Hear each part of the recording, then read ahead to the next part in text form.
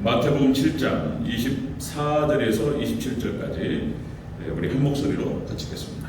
시작.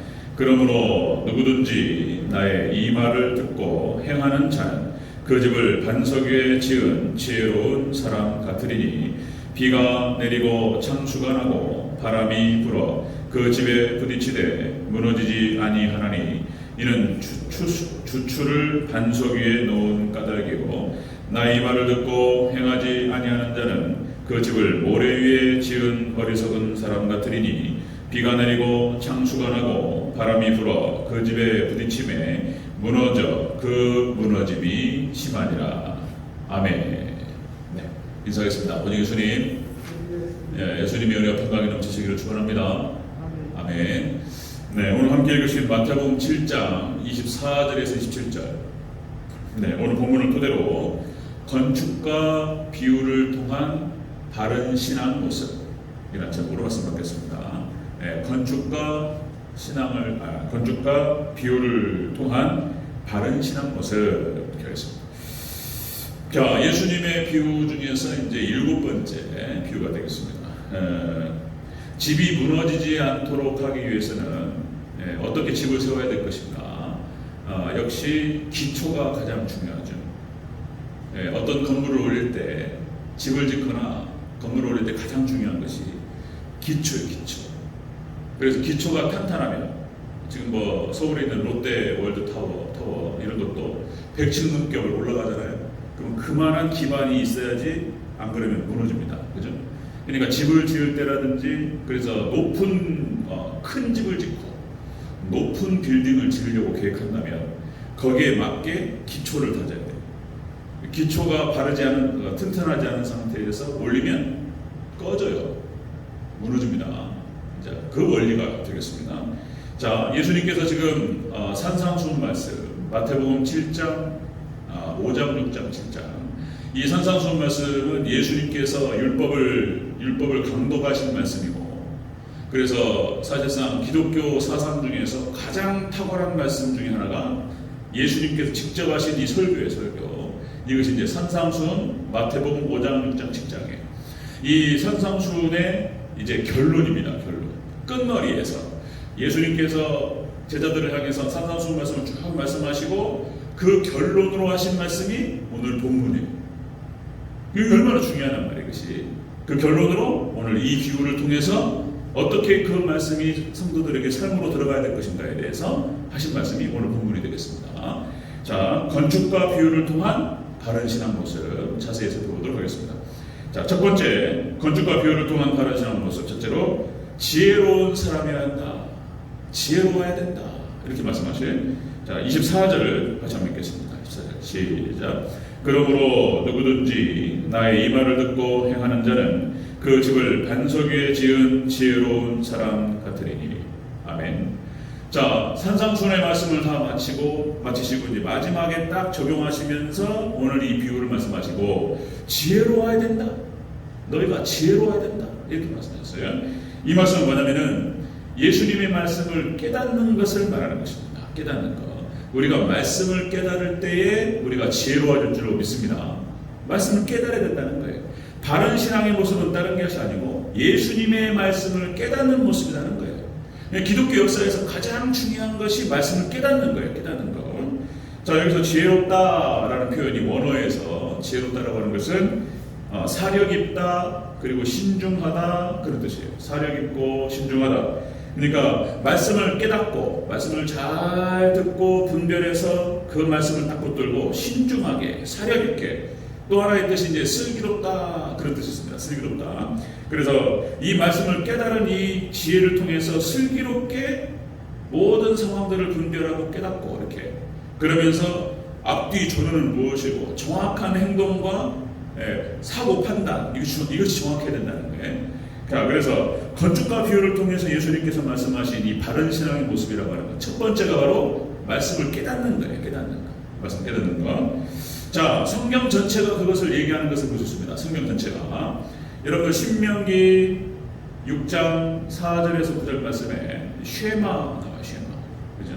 그러니까 신명기라고 하는 것은 자, 창세기, 출애굽기, 레위기, 민수기, 신명기, 모세 오경에서 하나님께서 이스라엘 백성들을 가나안 땅으로 이끄시고 가나안 땅에 들어가서 어떻게 살아가야 될지를 갖다가 말씀하시면서 그 지혜서예요. 지혜서. 하나님께서 모세를 통해서 이스라엘 백성들에게 말씀하신 그 지혜가 신명기예요. 신명기. 그러면은 그 지혜를 어떻게 후손들에게 내려가게 할 것인가, 어떻게 지혜로운 삶을 살아갈 것인가에 대해서 그 말씀하신 것이 쉐마예요. 쉐마. 그죠? 자, 신명기 6장 4절에서 9절 이렇게 말씀합니다. 말씀을 늘 가까이 하는데 경문갑이라고 해가지고 그 율법의 말씀을 미간에 붙입니다. 미간에 붙이고 손목에 붙이고 그 말씀을 나가고 들어오면서 계속 자녀들에게 가르쳐. 이렇게 말씀하시고 네 집 문설주와 방방문에 기록하라. 그러니까 말씀을 다 얼마나 중요하냐면 몸에 지니고 다녔어요. 이마에 이 미간에 붙인다라고 하는 것은 지식과 사상을 상징합니다. 너희의 지식과 사상이 철저하게 말씀에 붙들려야 된다는 거예요. 이걸 상징합니다. 그리고 손목에 붙인다. 모든 행동과 삶에 있어서 말씀이 기준이 되어야 된다. 이렇게 말씀하시는 거예요. 예. 그리고 뭐 자녀들이 계속 뭐 나가나 들어오나 말씀을 가르치고, 예. 내 집 문설주와 바깥문에 기록하고 말씀을 계속. 그래가지고 저도 집에 딱 들어오자마자 딱 말씀 붙였어요. 예. 주 예수여 어서 오시옵소서. 예. 여기 종말신앙을 늘 생각하기 위해서 주 예수여 어서 오시옵소서. 제가 우리 사택에 딱 들어가는 순간 붙이고요. 제 사무실에 들어가니까 딱 붙여놨어요. 내가 왔다 갔다 하면서 상상만 보는 거예요. 이렇게. 그렇게 하라는 거예요. 말씀을. 자, 그 다음에 여러분들 시편 1편 말씀의 중요성을 말씀드렸죠. 시편 1편. 시편 150편까지의 말씀이 구약 성경의 주석이다. 시편 150편에서 시편 1편이 150편 전체의 서론이다. 어떤 책의 서론이 그 책의 전체를 갖다가 얘기해 주는 거예요. 그러니까 시편 전체와 구약 성경 전체가 어떤 말씀인가에 대해서 말해 주는 것이 시편 1편이 1편. 복 있는 사람, 그죠? 복 있는 사람은 악인들의 꾀를 따르지 아니하고 죄인들의 길에 서지 아니하고 오만한 자가 자리에 앉지 아니하고 오직 여호와의 법을 즐거워하여 그 율법을 주야로 묵상하는구나. 하나님 말씀을 율법을 주야로 묵상하라. 이 사람이 복을 받는다는 거예요. 아멘. 이 사람이 시냇가에 심긴 나무처럼 철을 따라 열매를 맺고 그 잎사귀가 마르지 않고 그 하는 모든 것들이 다 형통하다는 거예요. 모든 축복이 율법에서부터 하나님 말씀에서부터 온다라고 하는 것을 시편 1편에서 얘기한단 말이에요. 말씀을 묵상하고 말씀을 즐거워하고 그 말씀을 늘 묵상하는 것이 얼마나 중요한가에 대해서 1편에서 얘기합니다. 1편에서 시편 전체의 얘기가 어떻게 흘러갈 것인지에 대해서 얘기해 주는 거예요. 자, 신명기 6장 쉐마, 그 다음에 시편 1편에 복 있는 사람, 그 다음에 시편 119편에 보잖아요. 시편 119편. 이것이 이제 그전에 한번 말씀드렸는데요. 놀랍습니다. 이게 히브리어 알파벳이 자음이 22자예요. 22자. 그러면은 시편 이 119편이 8절씩 해가지고 8절씩 알파, 베타, 감마, 그러니까 쫙 엡실론까지 쭉 이렇게 쭉 나갑니다. 쭉. 자, 그러면서 이 22개의 알파벳에서 머리자를 따가지고 8절씩 해가지고 22개 176절 철저하게 율법의 귀중함과 말씀의 소중함이 무엇인가에 대해서 쫙 설명합니다. 이게 119편은요 예술품이에요. 예술품. 완벽한 대꾸를 줍니다. 말씀 신앙의 중요성에 대해서 119편에서 얘기한다는 것입니다. 자, 뭐 그것뿐이겠습니까? 여러분들 요한계시록 1장 3절 이렇게 나오죠? 요한계시록 1장 3절 이 예언의 말씀을 읽는 자와 듣는 자와 그 가운데 기록된 것을 지키는 자가 복이 있느니라. 그죠? 이 말씀, 하나님 말씀을 읽는 자, 그 다음에 듣는 자, 그리고 지키는 자가 복이 있는 줄로 믿습니다. 이 말씀인 거예요.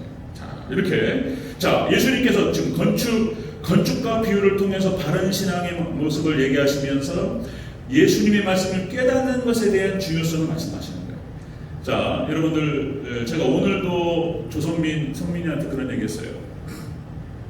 제가, 여기 이제 점심 간단하게 쉐이크 한 잔 먹고, 이렇게 이제 일주일에 한 4번, 5번 여기 뒷산에 이렇게 쭉 산책하면서 운동을 해요.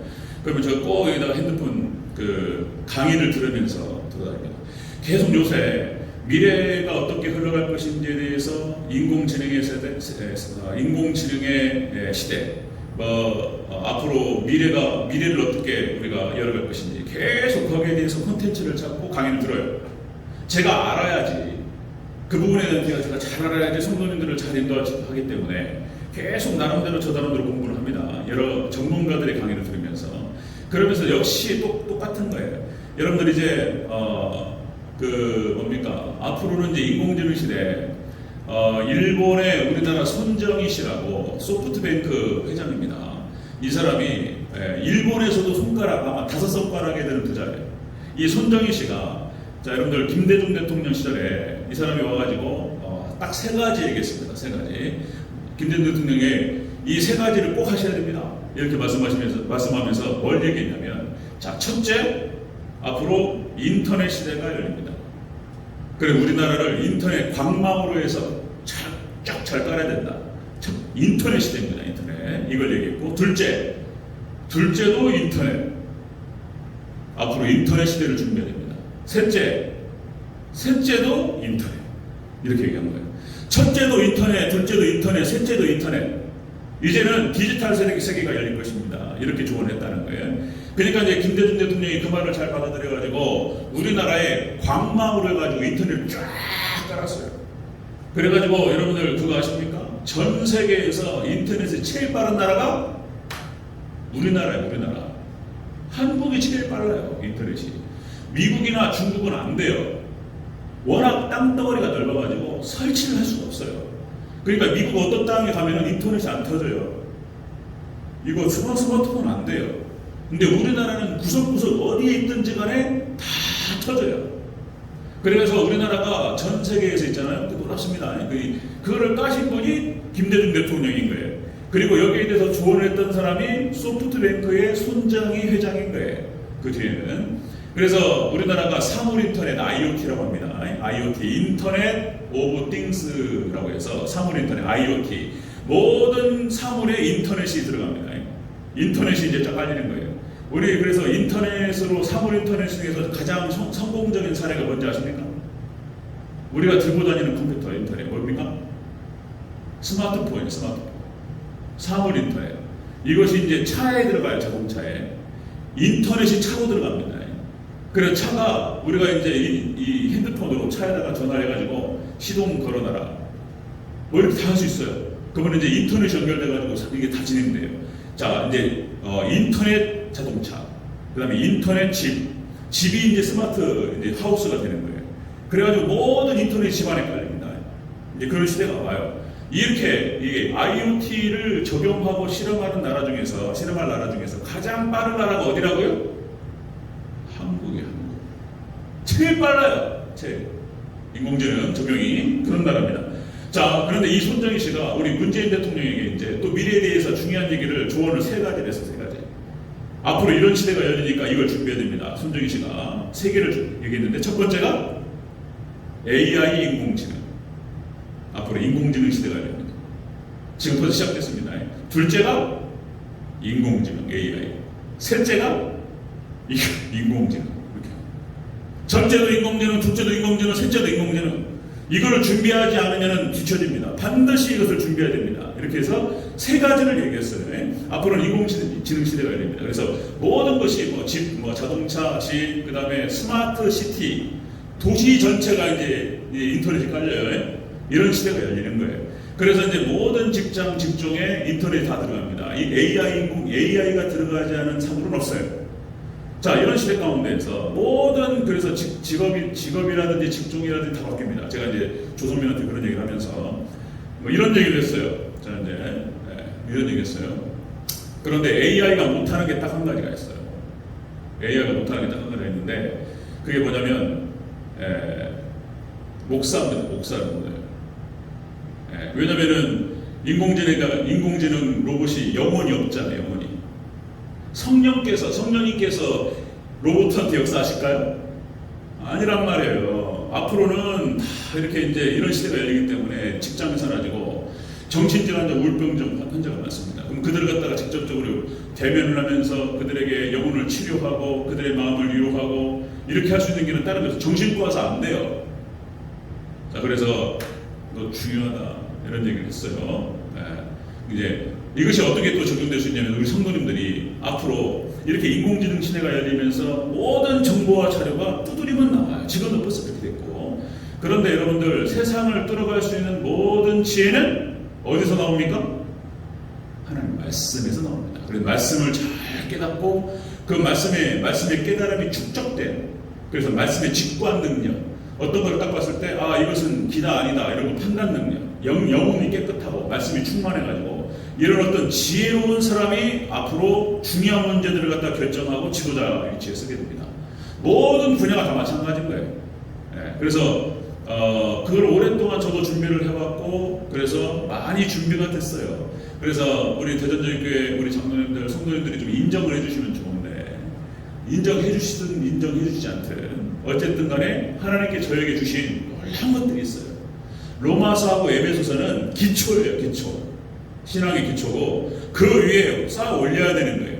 그래서 놀라운 세계들로 말씀이 모든 게 창세기부터 요한계시록까지 모든 말씀이 비밀이 다 들어있어요.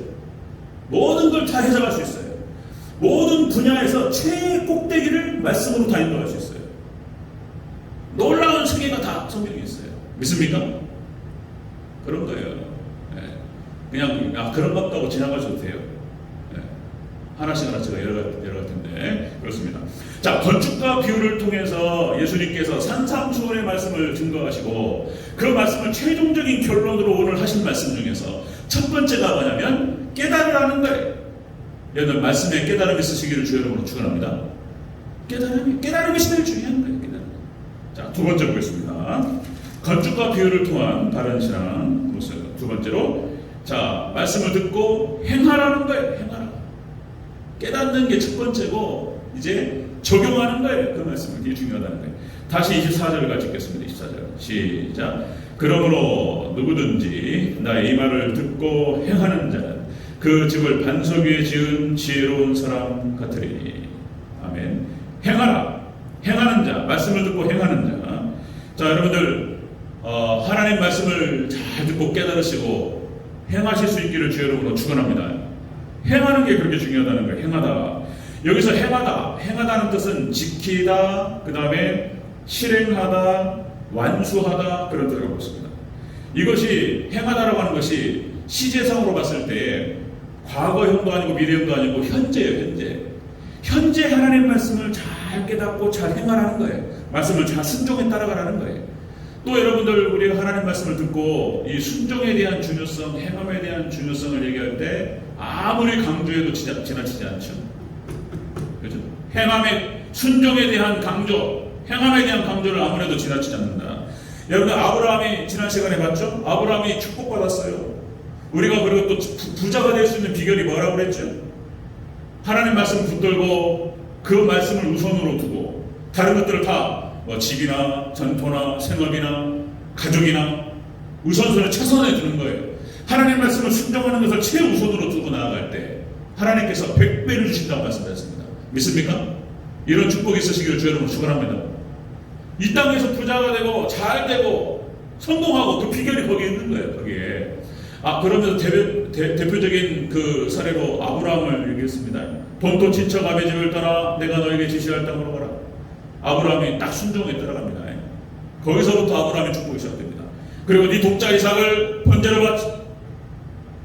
이거 순종합니다. 그죠? 아브라함이 받았던 축복, 그 이후에 천대가 받는 축복이 여기서부터 시작되는 거예요. 말씀의 순종. 신명기 28장, 레위기 26장, 그죠? 순종의 축복, 불순종의 저주, 그죠? 성경의 결론이에요. 그 순종을 잘하기 위해서 우리는 예수님을 믿어야 돼요. 예수님과 연합되어야 될 줄로 믿습니다. 거기서 시작되는 거예요. 예수님을 믿고 예수님을 연합하는 백성들이 순종할 수 있게 되는 거예요. 예수님 안 믿잖아요? 믿음의 백성이 아니면 순종을 할 수가 없어요. 노예이기 때문에 안 되는 거예요. 그런데 우리가 예수 그리스도를 영접하고 예수님과 하나 되는 순간 우리가 예수님과 연합되고 그리고 순종할 수 있는 능력이 생긴다는 거예요. 믿습니까? 그 얘기가 로마서예요. 로마서. 자, 그 다음에 가나안 정복 전쟁을 치르면서 여러분들 철저히 믿음과 순종으로 들어갔습니다. 그런 얘기.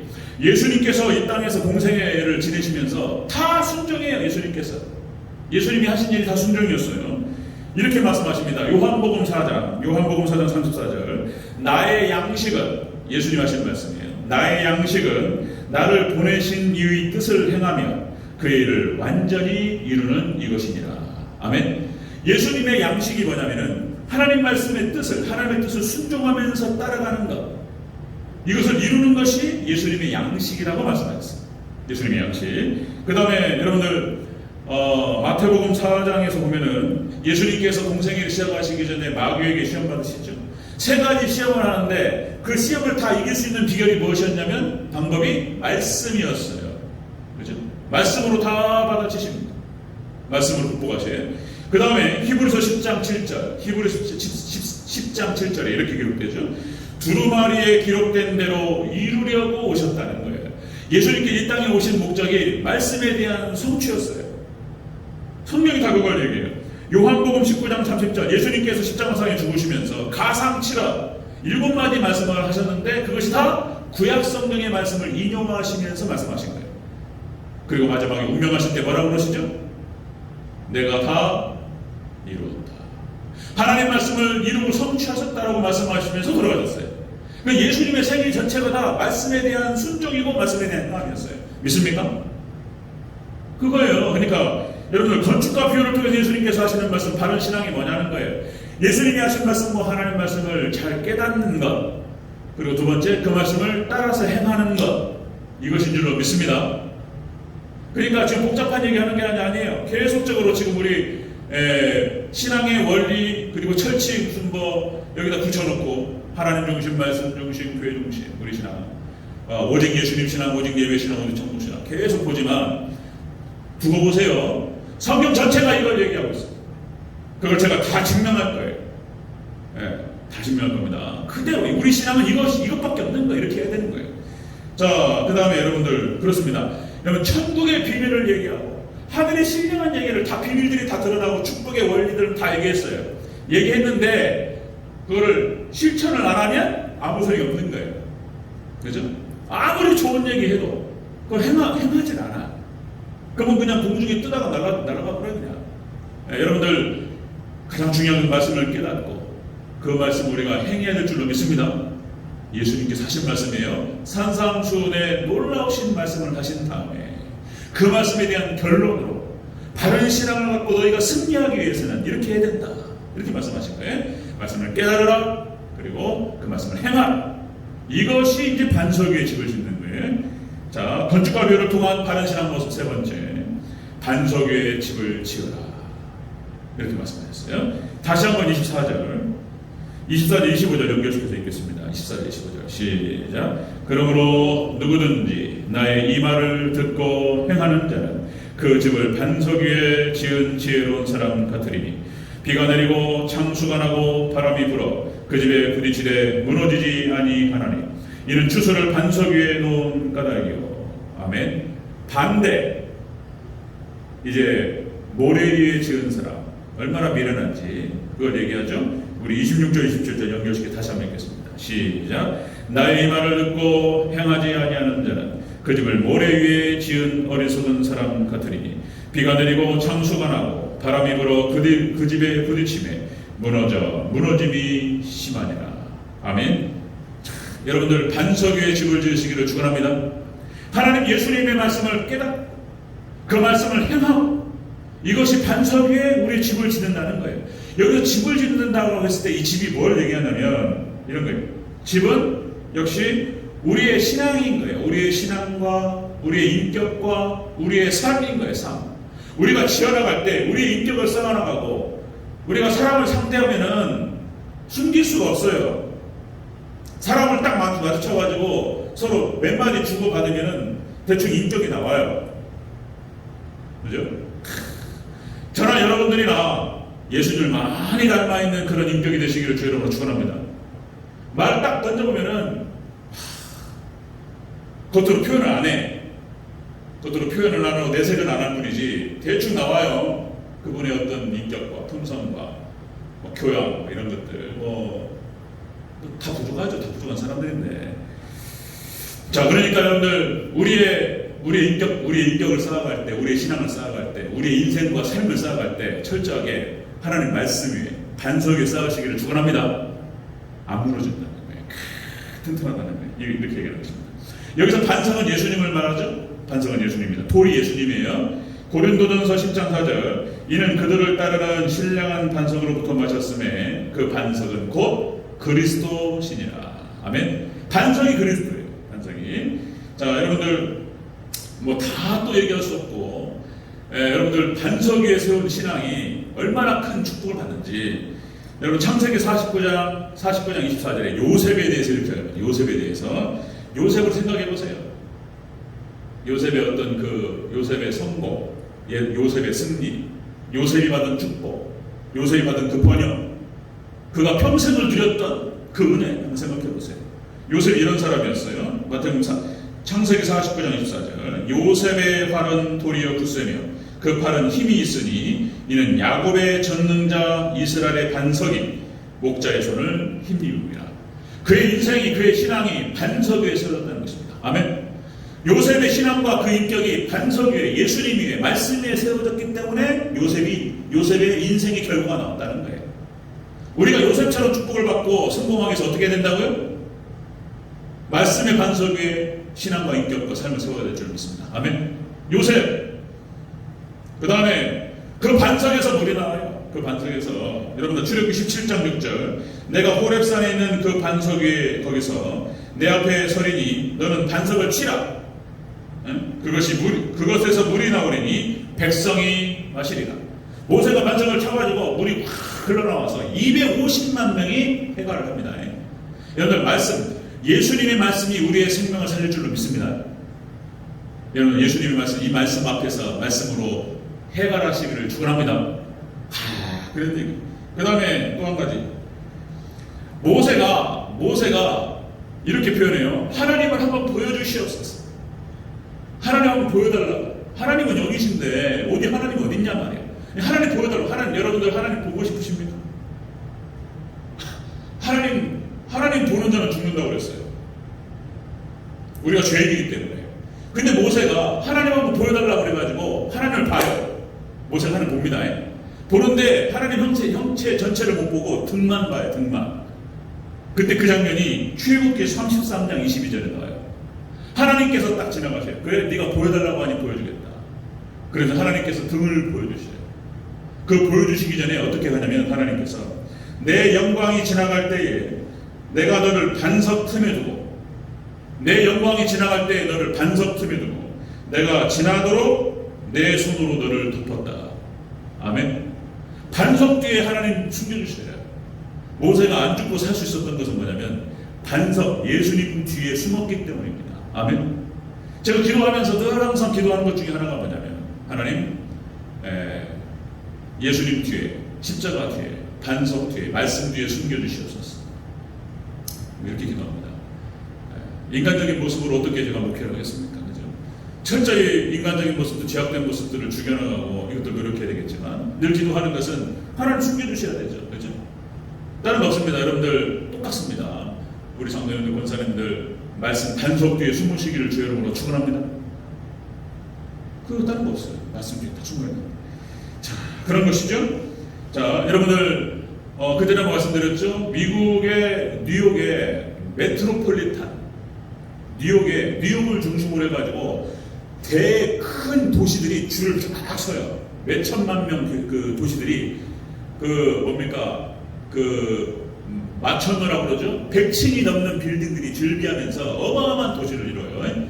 뉴욕을 중심으로 해서 그렇게 할 수 있었던 것이 뭐냐면은 100층 높게 그 빌딩 숲을 만들 수 있었던 이유가 그 밑에 뉴욕 맨하탄 그 밑에 그 바닥이 암반으로 되어 있다는 거예요. 암반.